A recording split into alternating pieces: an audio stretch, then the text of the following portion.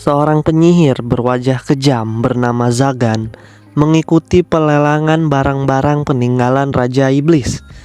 Dan saat melihat barang lelangnya, ternyata itu bukan barang, melainkan seorang elf cantik berambut putih yang membuat Zagan jatuh cinta pada pandangan pertama dan langsung membelinya dengan semua uang yang ia punya. Gua Doyukoto. Hari ini kita akan membahas anime. Tunggu sebentar, judulnya agak panjang. Gua akan baca dengan pelan-pelan. Mao no Orega Dorei Elf wo Yome ni Standaga Domederebai. Anime ini cukup gula ya. Interaksi antara Zagan dan Nevi si elf itu gue lumayan suka karena canggung banget. Zagan tuh nggak tahu caranya berkomunikasi sama orang yang dia suka. Sama kayak kita nih para wibu yang nggak ngerti gimana cara berkomunikasi dengan lawan jenis. Sedangkan Nevi mengira bahwa Zagan membelinya untuk dijadikan tumbal eksperimen sihir. Jadi nggak nyambung mereka berdua tuh. Semua ini emang gara-gara Zagan yang nggak bisa jujur dengan perasaannya. Dia suka bersikap dingin ke si Nevi, tapi setelah itu dia nyesel sendiri. Awalnya Nevi itu kelihatan kayak orang yang udah nggak peduli lagi sama hidup. Terlihat dari ekspresi dan matanya. Hal ini dikarenakan masa lalu Nevi yang kelam.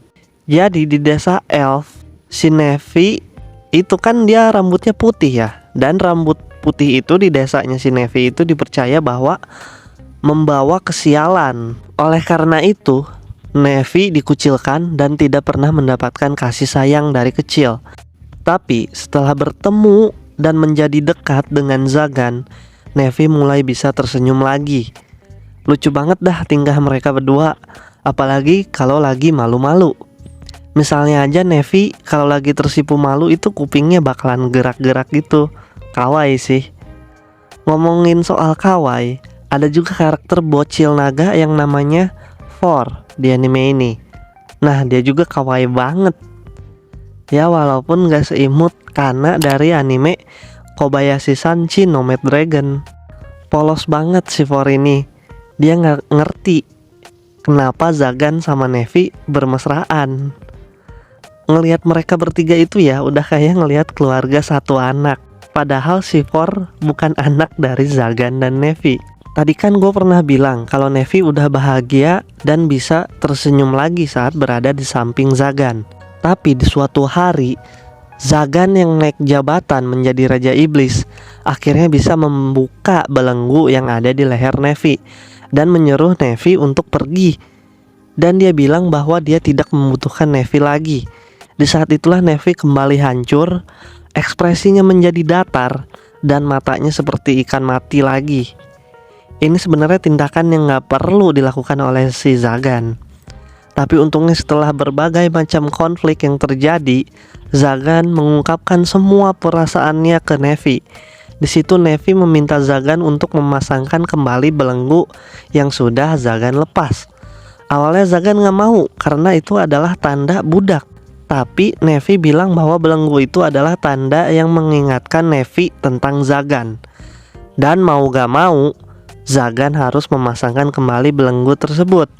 Jadi belenggu itu udah kayak simbol cincin lamaran lah dari si Zagan untuk si Nevi. Sebenarnya nggak banyak yang bisa dibahas dari anime ini karena anime ini visualnya biasa aja. Visual yang gue suka paling saat menunjukkan kecantikan Nevi dan keimutan For, atau saat karakter-karakternya dibuat lebih simpel untuk menunjukkan ekspresi wajah yang lucu. Musiknya juga biasa aja. Adegan bertarungnya biasa aja. Romansnya juga sebenarnya sih biasa aja. Cuman ya gue suka aja ngelihat Zagan dan Nevi yang malu-malu sendiri. Ya pokoknya gue cukup enjoy nonton anime ini. Nah kalau kalian udah nonton belum anime ini? Dan kalau yang udah nonton, menurut kalian gimana tentang anime ini? Tulis di kolom komentar. Kalau kalian suka sama anime dimana karakter utamanya OP banget di luar nalar, tapi otaknya juga sengklek, sampai capek gua lihat tingkah laku karakter utamanya, anime apakah itu?